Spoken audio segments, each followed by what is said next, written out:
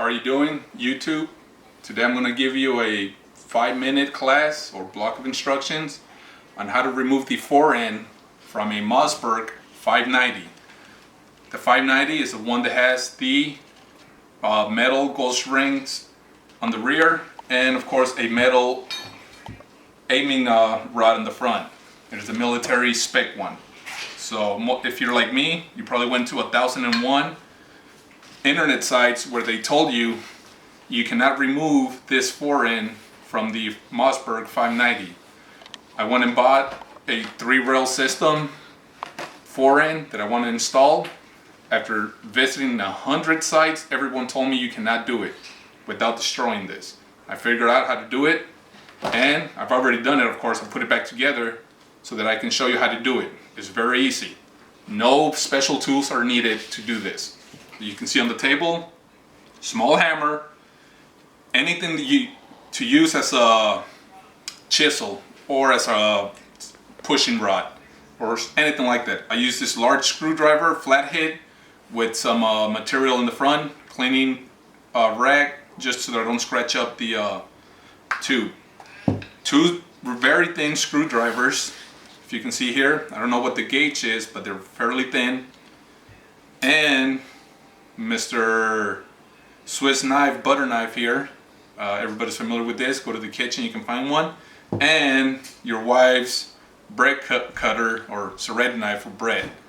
She might get mad if you use this, but does the job well. Anyway, that's all you need. Here's what happens with this thing. I got a little drawing here to give you an illustration of what's going on. The polymer part of this fore-end has 3 notches. Those 3 notches are hitting the back of a ring or lip behind the tube. So the reason you can't slide it just out is because there's 3 notches here. You have to pry this polymer open just enough so that the notches clear the lip and it'll come right out. The only hard part about this is making one thin cut with that serrated knife. You take this, well, before you make that cut, take off the retaining ring in the front. If it's very tight, that's the reason I had the butter knife. Twist it until it loosens up. Once it's nice and loose, use your hand, take it out.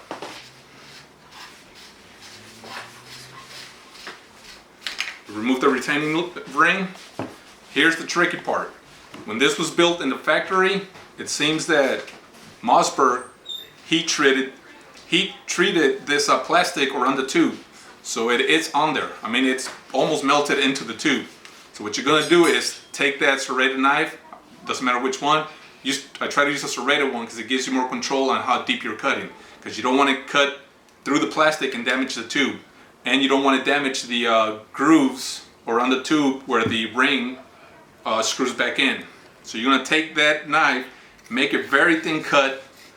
You can go all the way through the plastic or just stop when you have a 1-hair thickness left of plastic. Take that 1 screwdriver, stick it here on the front part of the tube and put some pressure until the pressure of the plastic against the tube breaks. And you'll see that. You'll see the plastic giving. If you zoom in a little, well, I do it once or twice, you see how the plastic moves. You do the same thing on the other side to break the bond of the polymer against the tube on the other side also. Once you see that the whole tube or the entire polymer is spreading around the tube loosely, which you can see that there. I don't know if you can zoom in a little. Then you know that that bond is broken. At that point, you're almost done. Stick the same screwdriver on the back part towards the side. There's one of the grooves there. Just pry in there however you can. Try not to scratch the tube. There we go. Take a thin screwdriver, put it in there. Make sure that you're not hitting one of those grooves that I talked about. One of those little notches there. It's going to be just about there.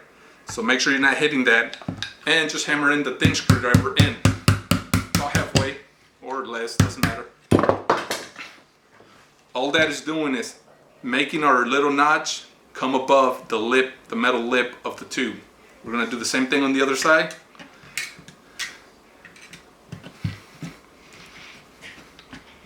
Get in there, put your thin screwdriver, hammer it in. And I think I'm hitting one of the notches I just talked about, because I'm not going anywhere. So we're gonna move to the side a little more. We'll try here. And there we go. It's going freely in now. A little more. Now those notches are clearing the lip. At this point, you just take that small hammer with your chisel or large screwdriver with protector, get under the lip of the tube, and then hammer very lightly the polymer. Don't hit the tube, hit the polymer, and the polymer should slide right off that tube. Don't hit the tube, stay on the polymer. Look at that. Voila. From here, you should have no trouble taking your rail system, putting it together, reassemble your Mossberg 590, and you're one cool looking dude. See you guys later.